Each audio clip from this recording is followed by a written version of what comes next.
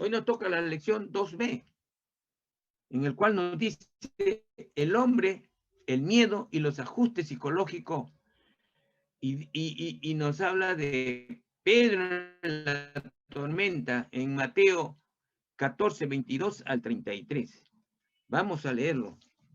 A ver, ¿quién lo haya primero y lo puede leer, por favor? Mateo 14, del 22 al 33. Señor, enseguida Jesús hizo a sus discípulos entrar en la barca e ir delante de él a la otra ribera. Entre tanto que él despedía a la multitud, despedida la multitud, subió al monte a orar aparte, y cuando llegó la noche, estaba allí solo. Y ya la barca estaba en medio del mar, azotada por las olas, porque el viento era contrario, mas a la cuarta vigilia de la noche, Jesús vino a ellos andando sobre el mar. Y los discípulos, viéndole andar sobre el mar, se turbaron, diciendo, un fantasma, y dieron voces de miedo. Pero enseguida Jesús les habló, diciendo, tened ánimo, yo soy, no temáis. Entonces le respondió Pedro y dijo, Señor, si eres tú, manda que yo vaya a ti sobre las aguas. Y él dijo, ven. Y descendiendo Pedro de la barca, andaba sobre las aguas para ir a Jesús. Pero al ver el fuerte viento, tuvo miedo y, comenzando a hundirse, dio voces diciendo, Señor, sálvame. Al momento Jesús, extendiendo la mano, asió de él y le dijo, hombre de poca fe, ¿por qué dudaste? Y cuando ellos subieron en la barca, se calmó el viento. Entonces los que estaban en la barca vinieron y le adoraron, diciendo, verdaderamente eres hijo de Dios. Amén. Amén. Gracias, hermana. Gracias. Ahí vemos reflejado el miedo. El miedo. El miedo. Ahí vemos el reflejo del miedo. Y justamente lo que el Señor le dijo, ¿por qué me fallaste? O sea, ¿por qué tu fe te ha fallado, no? Tu fe. Ese es muy cierto, hermano. Tener fe es difícil. Tener fe es difícil. No es fácil. Es difícil. Engañar es decir, bueno, pues yo tengo fe. No, es mentira. No es fácil tener fe. Usted sabe que la fe se fundamenta en el amor de Dios. Ya le dije que la fe es el camino para hallar a Cristo. Y el amor es la fuerza que nos da para encontrar a Cristo. Ese es. Da complementado. Ya le dije también que la fe es obediencia. Y la obediencia se basa en el amor que tiene en el corazón el siervo, el cristiano. Y para que haya esto, debe de haber, esto se cimenta, se va agregando, se va poniéndose más fuerte cuando hay una relación entre el hombre, la mujer y Dios. ¿Y cómo se aumenta esta relación? Se aumenta esta relación cuando estamos más cerca de Dios. ¿Y cuando el hombre está más cerca de Dios? Cuando se alimenta de ello. Cuando se alimenta de la palabra. Por eso el Señor dice, y le dijo a la samaritana, el que bebe de mí no tendrá fe jamás. Bebe, hay que beber de la palabra de Dios para no tener esa fe, para no tener sed. Y la fe se aumenta la fe, se vuelve fuerte la fe. Y no solamente la fe, cuanto más nos alimentamos de Dios, nos sentimos más cerca de Él. Y va a nacer el amor en nuestro corazón. Ya siempre yo les digo, ¿qué pasa que entre dos amigos, cómo se vuelve muy fuerte esa amistad? Cuando están cerca y se unen, cuando pasan mucho rato juntos. Pero el hombre y la mujer no pasan juntos con el Señor, apenas su oración apenas 2 o 3 minutos. No. Cuando hay una buena relación, con el Señor, su oración debe ser mínimo media hora. Media hora. Y cuando lee la palabra, también debe ser media hora mínimo. Si no lo hay, es porque está pasando algo. Está muy débil nuestro corazón. El amor con el Señor está, pero así, una tele cebolla,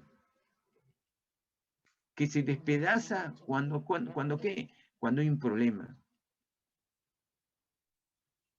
Estamos como Pedro, ¿no? Cuando tenemos un problema, un familiar, o estamos mal, rogamos al Señor. Y el ruego no debe ser por el miedo. No, el ruego no debe ser por el miedo, diré, sino que es ese miedo es lo que nos atrapa para que la fe se pierda. No debe de haber miedo. ¿Por qué debe de haber miedo entre Dios y el hombre? Es al contrario. Uno se siente más seguro con el Señor. Vive bajo la sombra de Dios. La sombra quiere decir bajo la promesa de Dios, bajo la palabra de Dios vive el hombre. Y ahí es donde nace.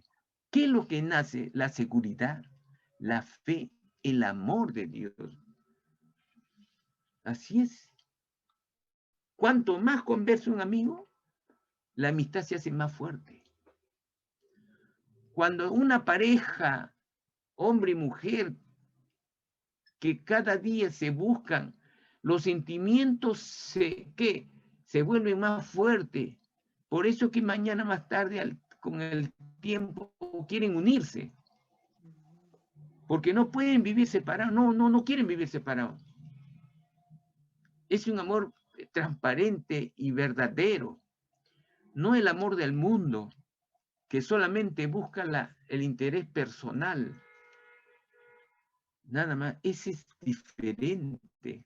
El amor que desciende de Dios es limpio, transparente y va por buen camino. Es así. Entonces vamos a ver, ¿qué nos dice? La primera gira dice, regreso desde Betsaida. El Señor estaba en Betsaida y se había ido de Cafarnaúm. ¿Por qué? Porque justamente porque le estaban ya confrontando a los fariseos. Y nos dice Mateo 14, 22 al 33, en Lucas 9, 10 y Juan 6, 24. Durante este viaje de regreso a Galilea, que ya lo hemos leído, dice, después, ¿de qué pueblo de Ituria salieron los discípulos? Acabamos de verlo, de Betsaida. De Betsaida. El Señor se había ido de Cafarnaúm a Betsaida. Ahora, ¿en qué ciudad desembarcaron después de este viaje? Después del viaje, o sea, de regreso, ¿en dónde desembarcaron? Cafarnaúm, pues. Ya lo dijo mismo en Antito, a Cafarnaúm. ¿En qué viajaron los discípulos? Ya también lo dijeron. En una barca. ¿Cómo fue el viaje? Que tanto Pedro se asustó. El mar estaba bravo. O sea, había tempestades. ¿Cómo llegó Jesús hacia ellos? ¿Jesús estaba en la barca? No. Jesús estaba caminando sobre el mar o sobre el agua. ¿Qué pensaron los discípulos al verlo de lejos? ¿Que era qué? Claro, un fantasma. ¿Y qué? ¿Estuvieron alegres? No, se asustaron. Se asustaron. cuando ya los discípulos vieron que era el Señor, porque el Señor le dijo, yo soy. ¿Qué pasó con los discípulos? Se alegraron, claro, se alegraron. Y en la G dice, ¿qué pidió Pedro? Como ya se alegraron, identificaron a Dios, Pedro es que siempre ha sido impulsivo. Y mismo le dijo, ¿qué le dijo el Señor? ¿Ah? El Señor le pidió poder caminar sobre el agua. ¿Por qué? Porque ¿quién estaba caminando sobre el agua? Nuestro Señor Jesucristo estaba caminando. Y como lo vio que estaba caminando, Él quiso. Lo acabamos de leer. Él quiso, dijo, Señor, manda que yo también camine a te encuentro por el agua. Claro, poder caminar sobre el agua. Ahora en la H dice, ¿qué sucedió con Pedro al ver el fuerte viento? Aquí es donde le falta la fe. Aquí es donde ¿qué sucedió con Pedro al ver el fuerte viento? Cuando vio el fuerte viento, él comenzó a hundirse. ¿Por qué? Por el miedo que tuvo. Él comenzó a hundirse por el miedo. Y dice, ¿qué sintió? Sintió miedo, pues. Miedo. Ustedes saben que cuando uno tiene miedo, se retrae toda la valentía que tiene el hombre o la mujer, se retrae. Se retrae. Y ahí no se ve ninguna fe. Por eso el Señor le dijo, ¿qué le dijo el Señor? ¿Qué pasó, Pedro? ¿Qué pasó? Tu fe ha decaído. ¿Qué pasó? Con eso le estaba diciendo, comenzaste bien sobre el agua y después te hundiste. ¿Y por qué te hundiste? Porque miraste la tempestad del agua y el miedo se apoderó de él. O sea, se fue. ¿Qué cosa se fue? La fe. Se deshizo la fe. La fe de Pedro era así, como una tele cebolla. Así son la fe de mucha gente. La gran mayoría, así es la fe. Como una tele cebolla. Usted sabe que la tele cebolla es como una línea. Que es tan frágil que el viento se lo rompe. Esa es nuestra fe. ¿Y por qué se rompe nuestra fe? Porque no distraemos Pedro distrajo su mirada, su confianza en el Señor. Distrajo y vio, ¿qué cosa vio? En lugar de estar mirando a Cristo en sus promesas, y la gente no ve en sus promesas, lo único que dice, vamos a suponer, hermano, le voy a dar un ejemplo. Vamos a suponer que alguien se enferma de COVID. Si alguien se enferma de COVID, tiene que orar, pidiéndole al Señor, pero creyendo que lo que va a pedir será hecho. Pidiendo lo que va a pedir, va a ser hecho. Esa es la fe. Orar creyendo que lo va a recibir. Esa es la fe. Pero no. Le agarra una enfermedad y lo primero que tiene que hacer es se recuesta en el dolor. Se recuesta en su enfermedad. Se encuentra con desánimo. No. Si el cuerpo está mal, pero mi vida espiritual, mi mente, mi corazón debe estar fuerte.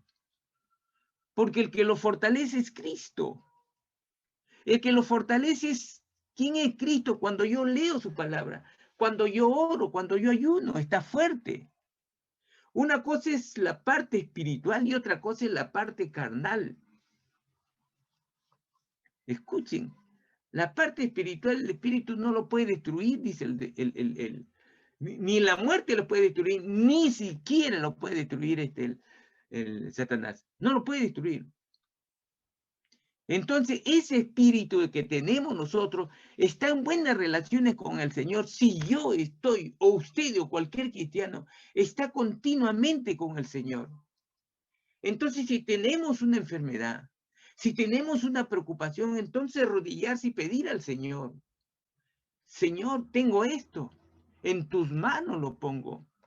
Tu palabra dice que mi fe está por encima de cualquier enfermedad, porque tú me sanarás. Así.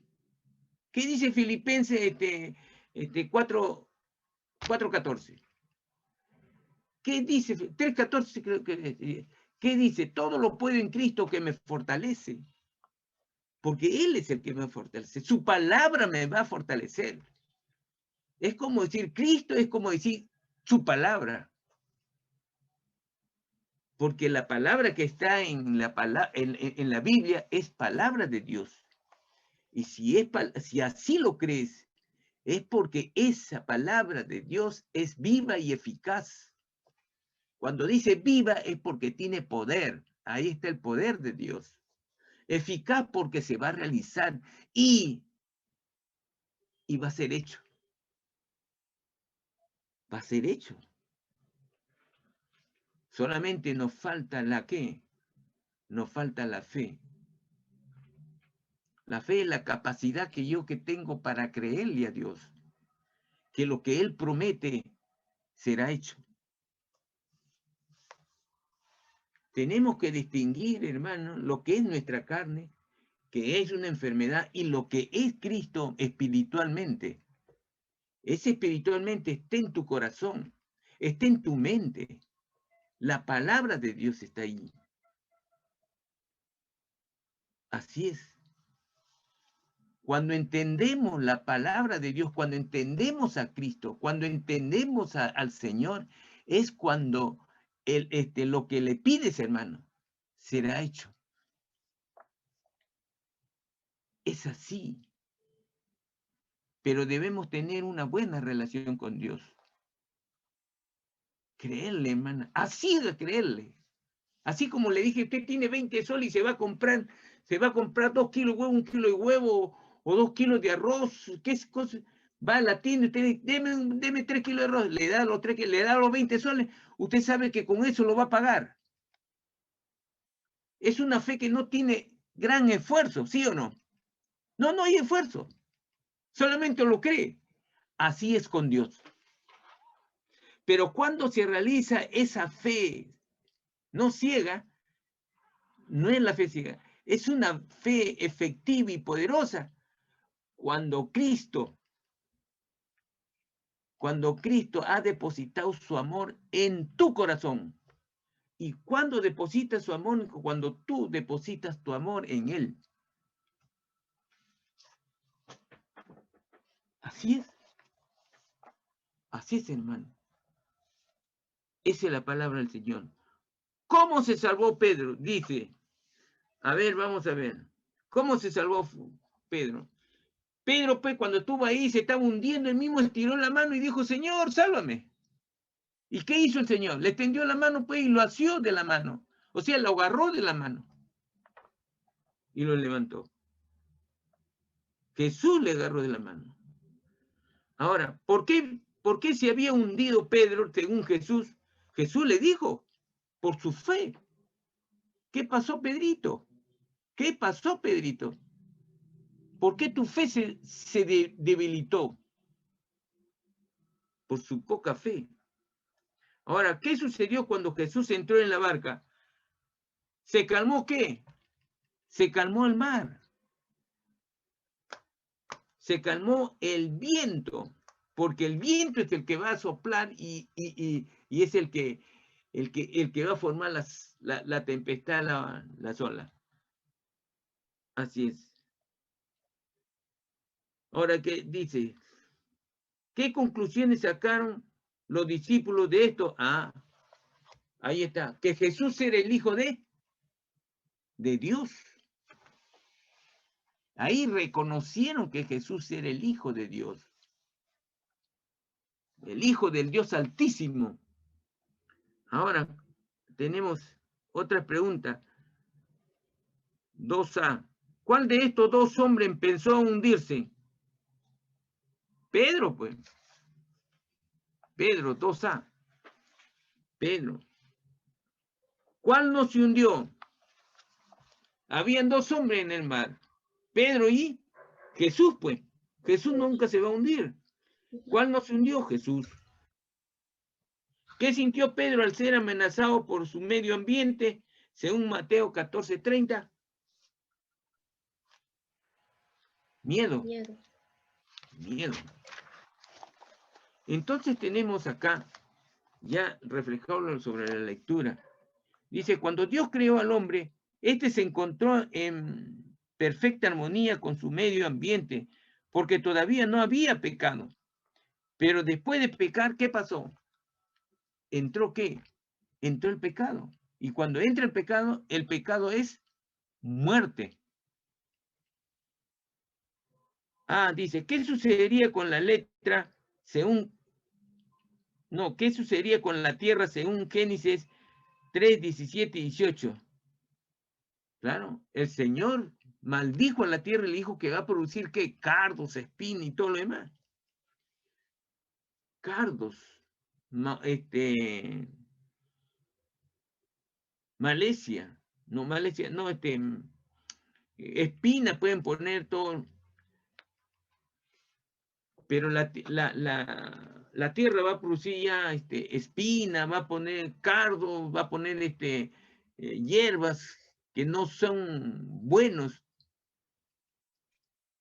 Ahora, ¿qué nueva relación hubo entre el hombre y su medio ambiente? ¿Armonía o conflicto? Cuando estaba en el paraíso, en el Edén, había armonía, pero en la tierra nunca hay armonía, hay conflicto. En la tierra hay conflicto. ¿Qué sentimiento negativo se apoderó de Adán? También se apoderó ¿de qué? Del miedo. Claro, porque aquel que peca ya estaba, cuando estaba con relación del Señor en el paraíso. Había buena relación. No había entrado el pecado.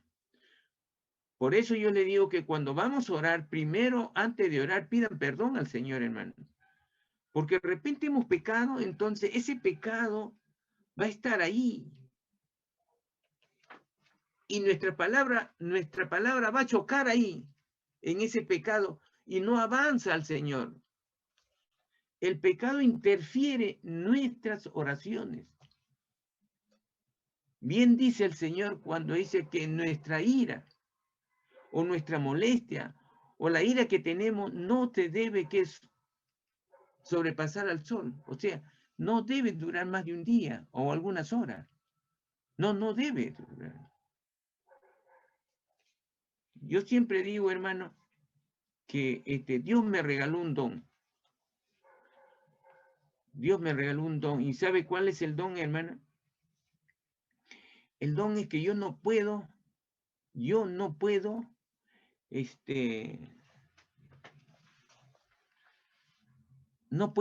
molestarme con nadie. No tengo ese corazón de odio. No puedo odiar a nadie. Yo inclusive he querido hacerlo, pero no puedo. Y si yo tengo una molestia, hermano, a veces pasa 2 minutos o 5 minutos, ya se me fue esa molestia con que tenga con cualquier persona. Ese don quisiera que tengan todos mis hermanos. ¿Qué sentimiento negativo se apoderó de Adán? Según Génesis 3:10, el miedo. El miedo. Ahora, la A dice 4A. ¿A quién temía Herodes según Mateo 14:5? Al pueblo. No le tenía miedo a Juan el Bautista, sino al pueblo. Porque el pueblo estaba en abundancia y le seguían a Juan el Bautista. Al pueblo. Marcos 6:20. ¿A quién temía de Herodes? También le temía a Juan, acuérdense, cuando le dije, ¿por qué le temía a Juan? Por la sencilla razón de que Juan había hecho mucho milagro. Había demostrado cierto poder y porque también le había dicho de frente ¿qué le dijo? Le enrostró y le dijo ¿qué le dijo? ¿Por qué te acuestas con la mujer de tu hermano? Le enrostraba. ¿Y cómo se llamaba esta mujer? Herodías, que le tenía una cólera porque le decía, ese no es tu marido. No es tu marido, le decía. ¿Cómo se llamaba Herodes? Herodes Antipas, tetrarca. Ahora, seguimos. Acá nos dice? Lea y compare Mateo 14:2 y 14:26. También existe el miedo a los poderes ocultos que se cree nos amenaza en las tinieblas. De este temor hoy en día nacen los amuletos, el espiritismo, la astrología, los horóscopos y todas las extrañas formas que adoptan la superstición. ¿Quiénes caen en este temor de lo oculto? Dice, solamente hombres sencillos como los discípulos. Falso. Solamente hombres poderosos y ricos como Herodes. Falso. Tiene que ser los dos, no uno. Ambos. ¿Por qué? Porque esa gente tenía miedo. Sí, tenía miedo hasta de los amuletos. Y hoy en día también, hermano.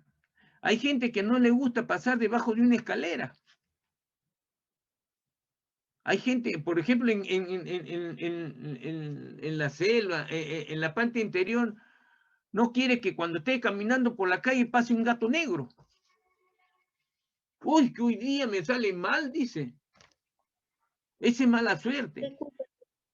Eso es una creencia, una superstición que el mismo hombre lo ha formado. Alguien dijo y ya se quedó.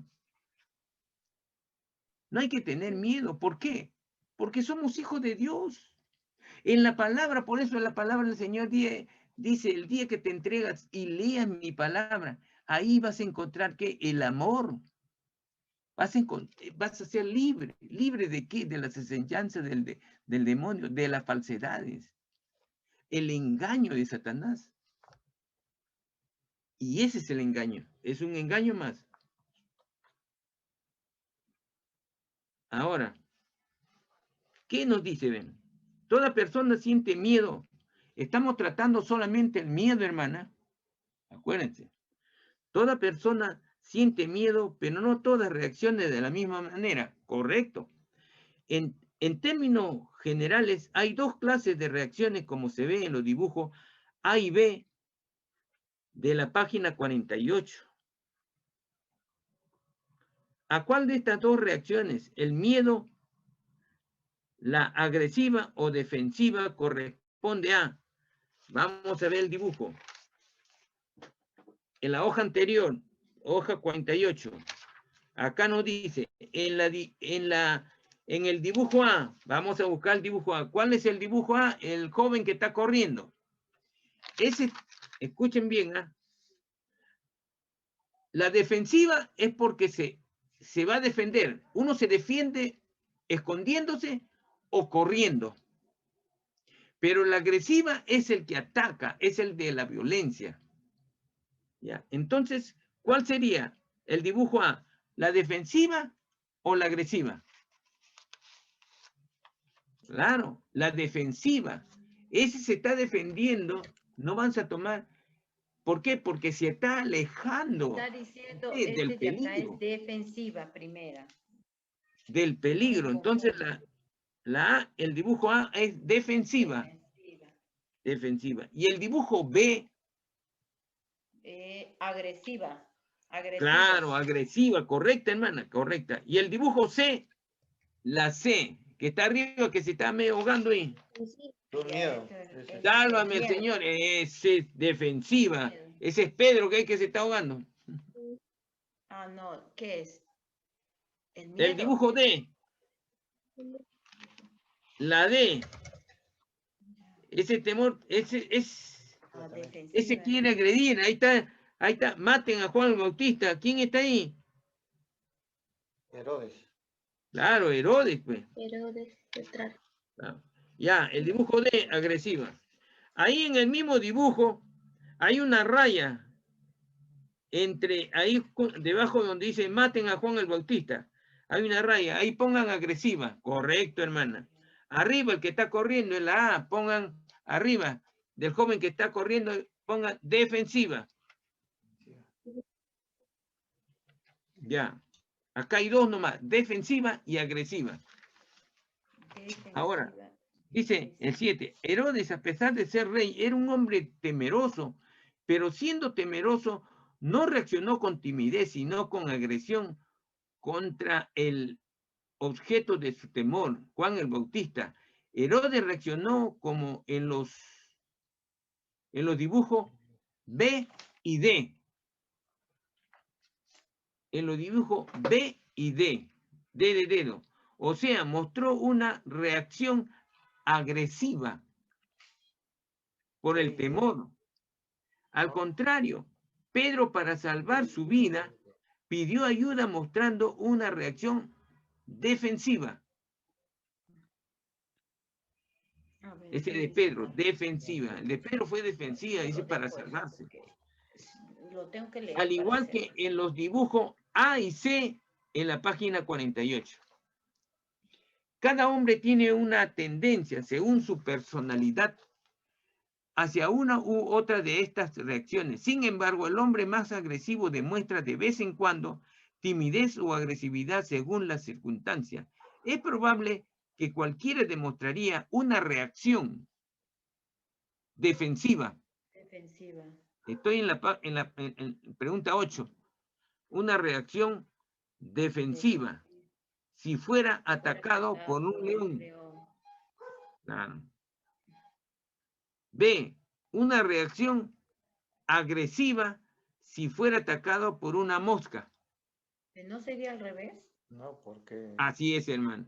Si va con un león, pues cualquier persona no lo va a atacar al león. Al contrario, va a quererse defenderse. ¿Cómo se defiende?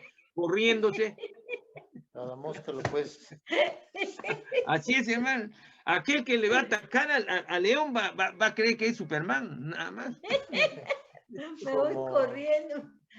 Claro, corriendo así, me defiendo. Así fue José con la mujer de Potifar. Claro, bueno. Claro, su reacción fue, ¿qué? Defensiva. ¿Y de quién fue la agresividad? De la mujer de Potifar. Claro. Así es. Esa es la reacción, para un ejemplo para comprender mejor. Herodes, a pesar de... ya está, ¿no? ¿En dónde?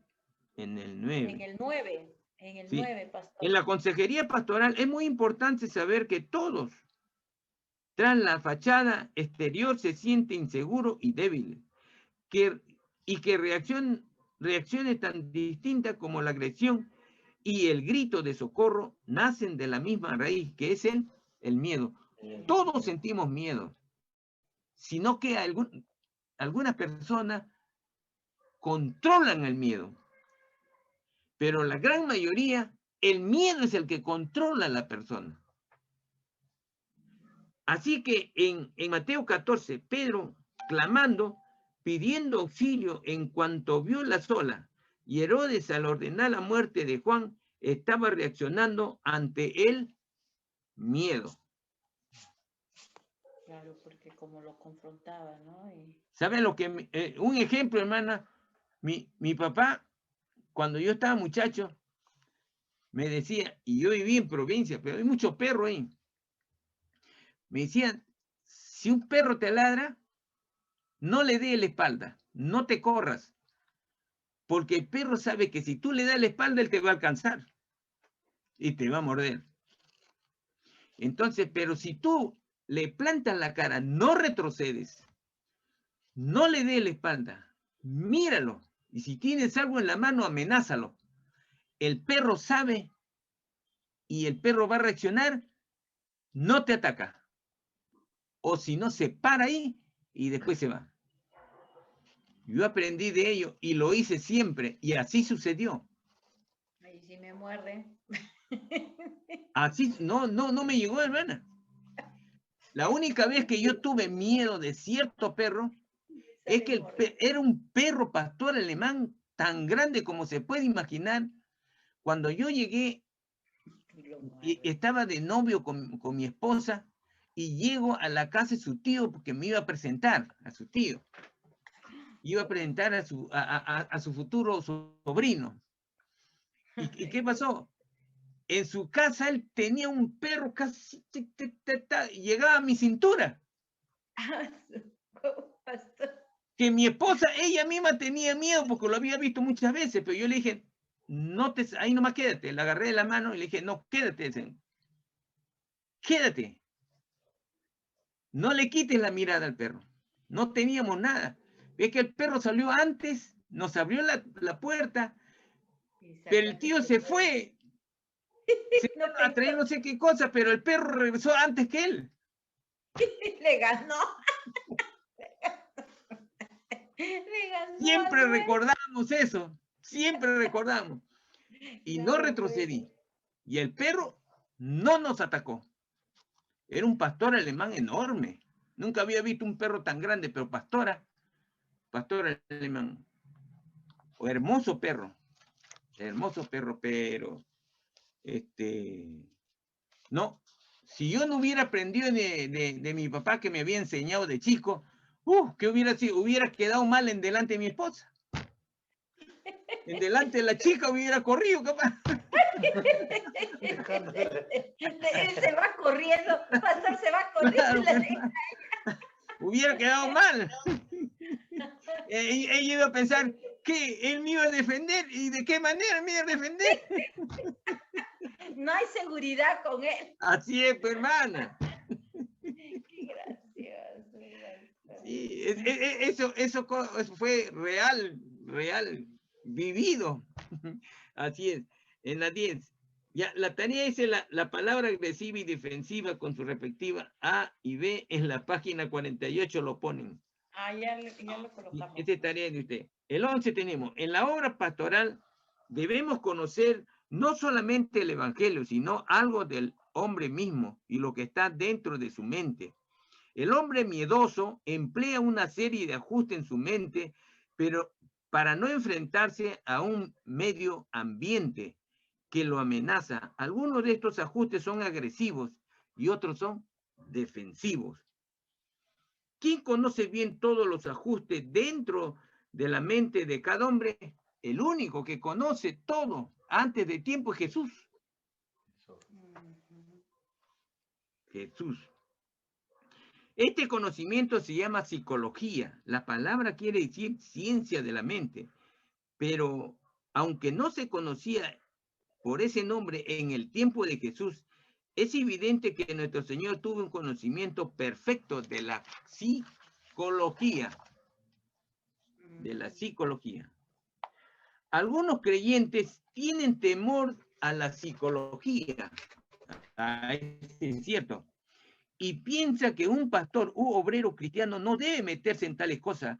Pero en realidad hoy en día la psicología pastoral es muy necesaria. Sí se aprende. Ahora, marque las 3 razones legítimas por las que debemos estudiar la psicología.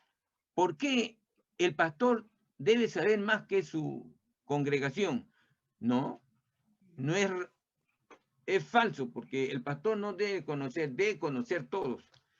Ahí no es. ¿Por qué? Porque hoy en día muchos de nuestros jóvenes estudian la psicología en el colegio y el líder debe capacitarse lo suficiente como para poder conversar con ellos. Ese es cierto. Ese sí está correcto. ¿Por qué?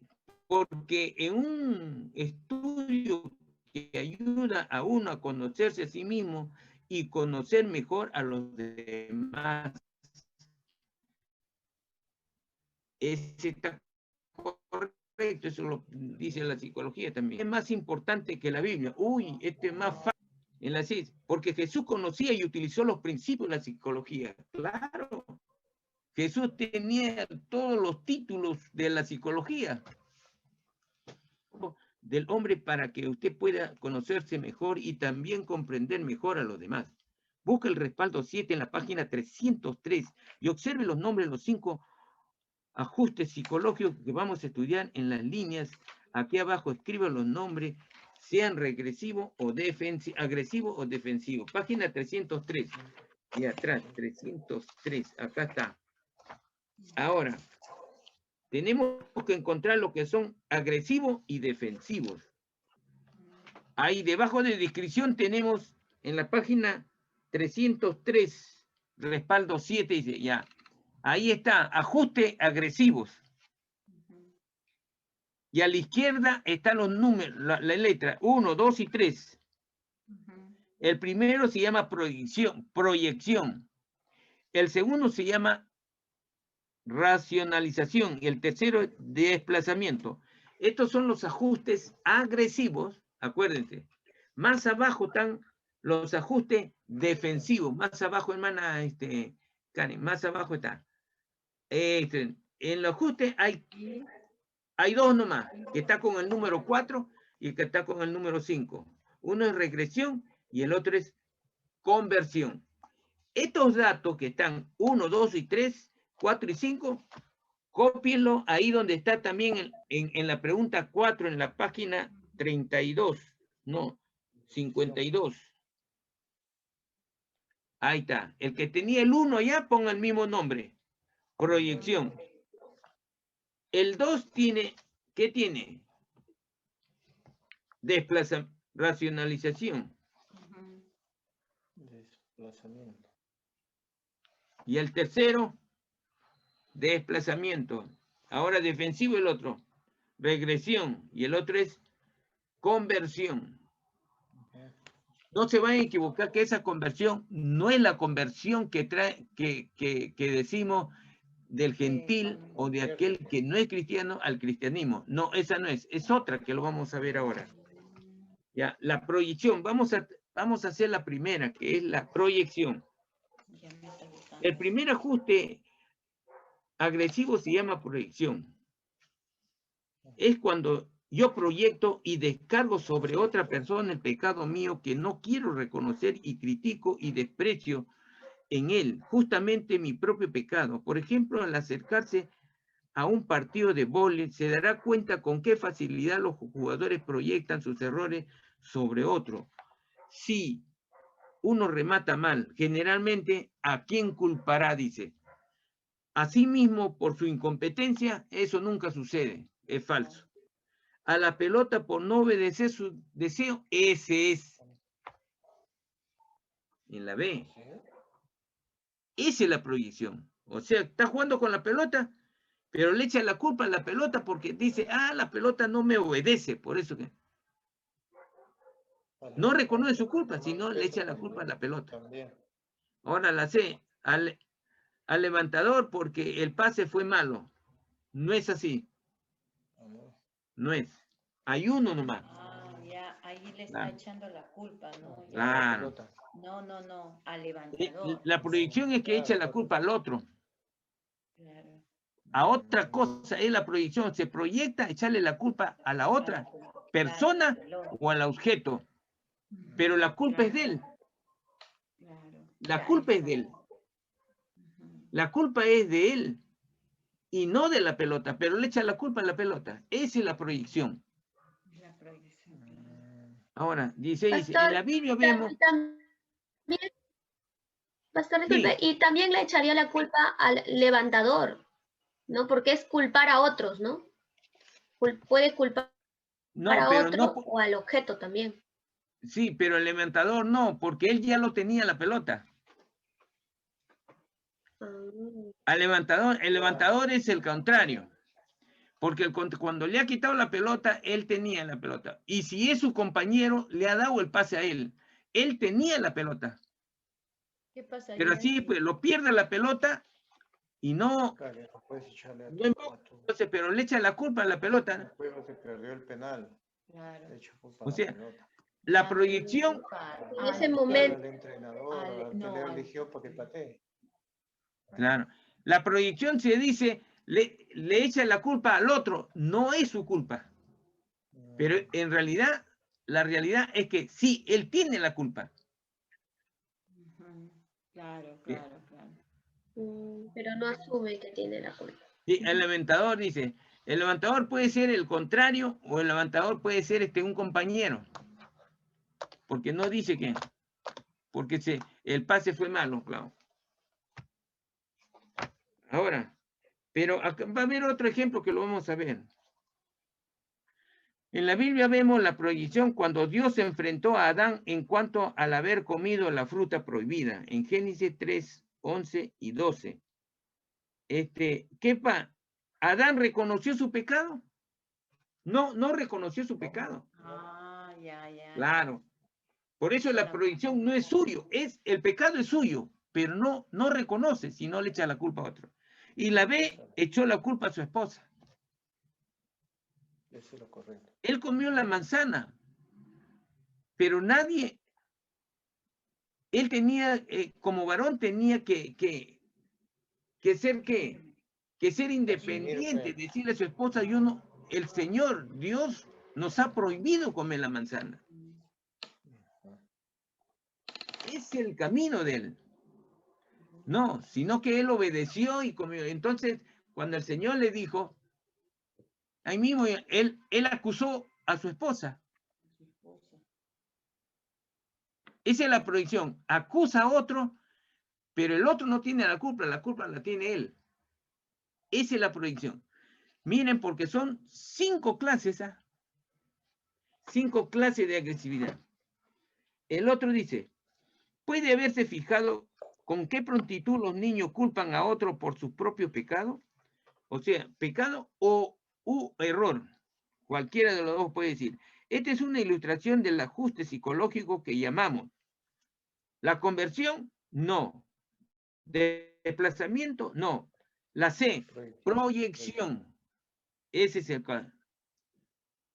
Claro, estamos tratando el problema del ajuste psicológico de la proyección. Todavía no terminamos.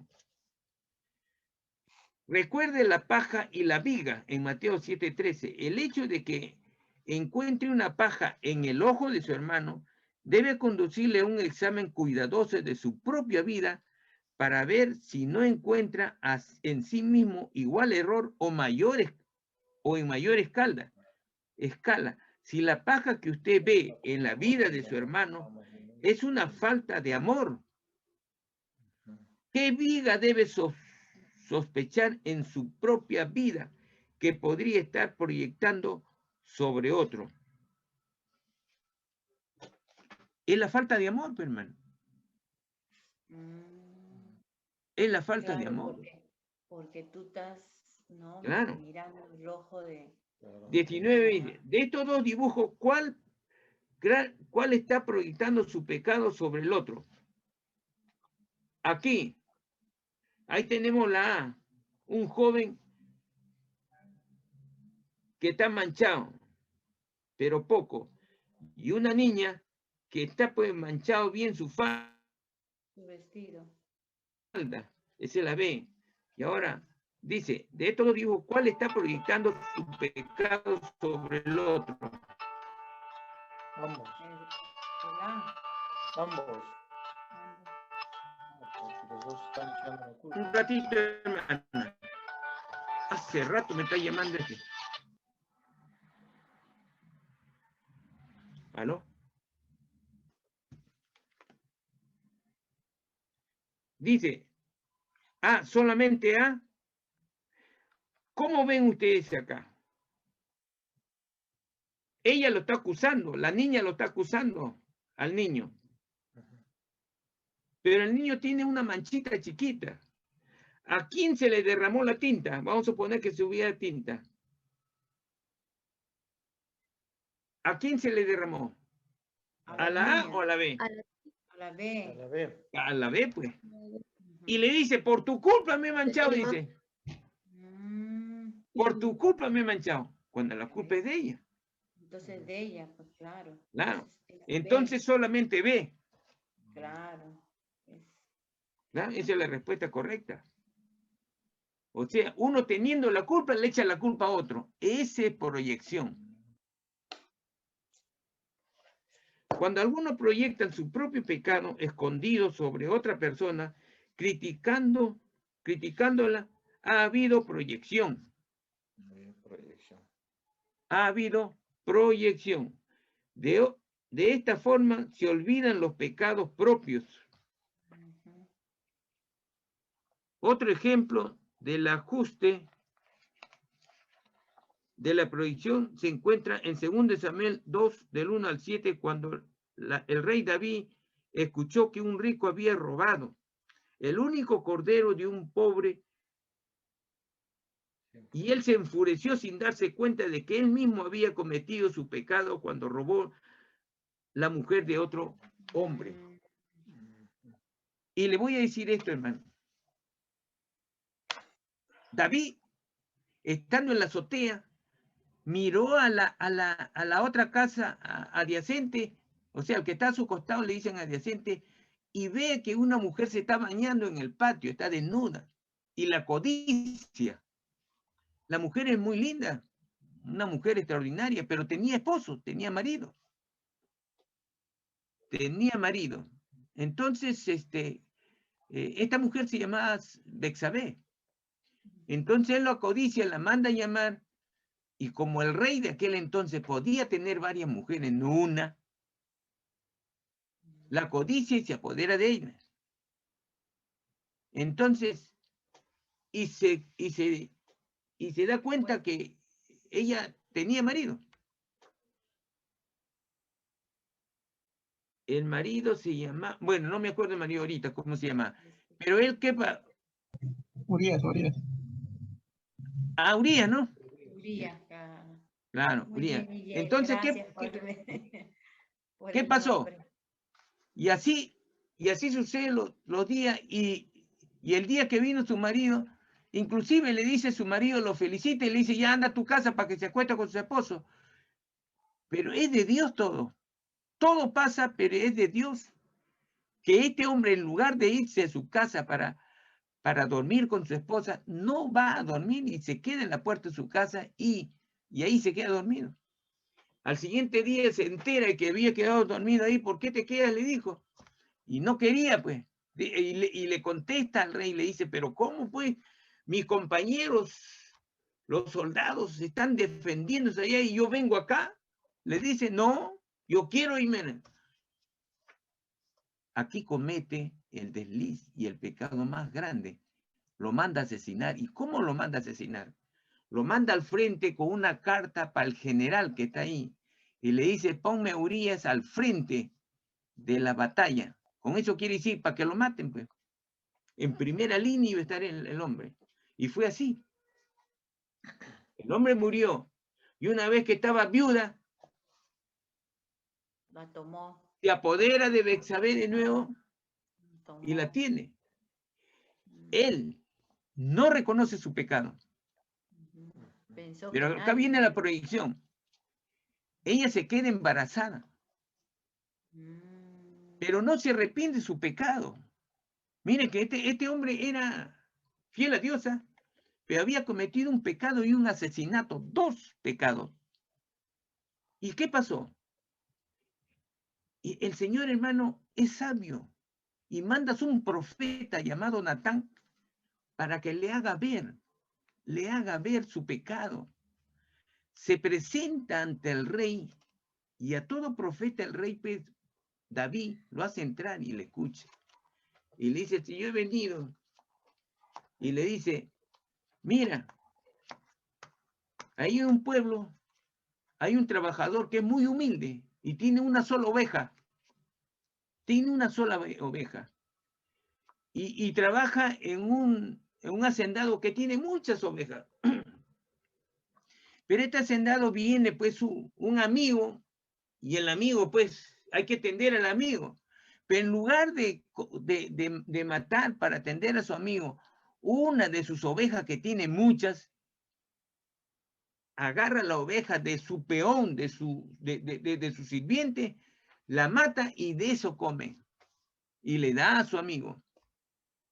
Entonces, Natán el profeta le dice y le cuenta y le dice a David, ¿cuál es el castigo que debe tener este explotador, este codicioso y este que le falta, ¿qué? No tiene miedo a Dios? ¿Cuál es el castigo que? Entonces David le dijo, matarlo, la muerte. Y Natán le dice, ese que se comió, que se aprovechó, que no tuvo temor de Dios, ese eres tú. Porque ofendiste a la mujer de tu soldado, la poseíste y está embarazada. Ese niño no va a nacer. Y cometiste el asesinato con su esposo. Tienes doble pecado. Y le dice, el Señor Dios no te va a dar muerte. No te va a dar muerte porque te ha prometido muchas cosas. Pero sí vas a tener tropiezo. Y fue así. Él echaba la culpa a otro. Pero no veía su propio pecado. Porque a veces el pecado, hermano, nos trae ceguedad. Nos ciega el pecado. Esa es otra proyección viviente de David. Pero el amor que tenía con David era muy grande. Y Dios le perdonó. ¿Sobre quién proyectó su pecado el rey David? 21. ¿Sobre quién? Sobre el hombre rico, pues, hermano. Sobre el hombre rico. Ahí está en 2 Samuel 12, del 1 al 7. Sobre el hombre rico. En la Biblia dice, ¿cuál era el pecado que David proyectó sobre otro con el fin de no enfrentarlo en su propia vida? Su propio adulterio. Claro. Ahora, el segundo viene el racionalización. La racionalización es otro. El primero es, él tiene la culpa, pero le echa la culpa a otro. La racionalización lo vamos a ver acá. La segunda clase de ajuste psicológico se llama racionalización. Es cuando una persona sin darse cuenta justifica sus actos dando razones falsas, porque reconocer las verdaderas razones no le sería aceptable. Entonces, ¿cuál es la razón falsa, aunque aceptable para su orgullo personal, que da el hombre flojo? Pero vamos a ver lo que dice Proverbio 22:13. Proverbio 22:13. Dice así. Dice el perezoso, el león está afuera, seré muerto en la calle. Este es un perezoso que está dentro de su casa y su madre o quien le dice vaya a trabajar, pero él dice, no, hay un león afuera, me va a matar. O algo parecido, ¿no? Como hay muchos que yo he escuchado al padre, ¿sabes? Oye, pero tu hijo ya mayor de edad, 18 años, 19 años, tiene que ir a trabajar. ¿Y sabe lo que dice el papá? No, ¿por qué va a ir a trabajar? Mientras su padre esté vivo, no tiene por qué ir a trabajar mi padre. No, mi hijo no puede ir a trabajar. O sea, lo mantiene un flojo, pero se acostumbra a flojo, porque cuando va a tener la necesidad, ¿su padre va a satisfacer sus necesidades todas? No, ahí se vuelve ladrón, se vuelve delincuente. Es así. O alguna mamá que también le he escuchado decir, su hijo está grande, dice, no, que vaya a trabajar.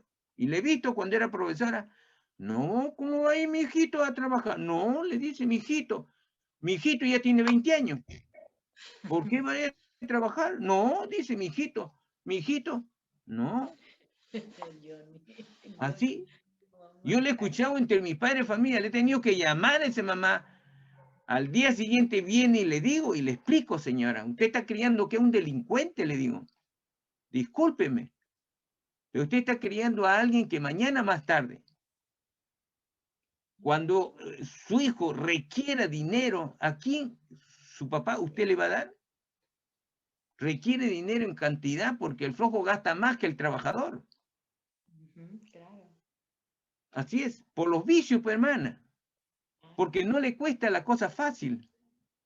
Aquel que trabaja sí sabe lo que cuesta. Yo he escuchado, hermana, durante mi vida que he sido profesor.